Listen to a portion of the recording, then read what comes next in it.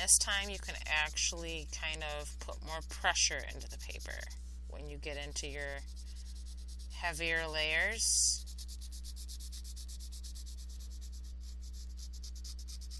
You're going to have a heavier layer just on the underside of whatever you're drawing in real life, because you're going to have that contact shadow, and you're going to have the shadow of whatever your body is up against reflecting onto the body itself. So you're almost going to have like a double shadow there. So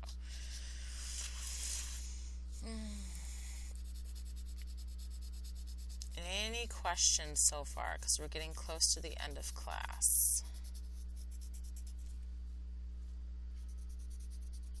Okay, if you do have any questions and they come up later, you can always contact me. That's what I'm here for. Now, the fun thing about smudge sticks, I don't know if you have a smudge stick, but it's like a stump of wrapped around paper. You can use, and I'm going to use a towel here, you can use that to soften up the edges of your shadows to make them kind of meld a little more smoothly together once you're done with your artwork.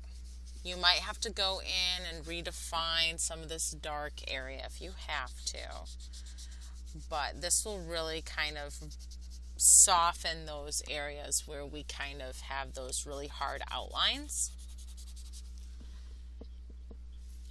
And I would do this in the same direction in which you actually drew or shaded in your shadow.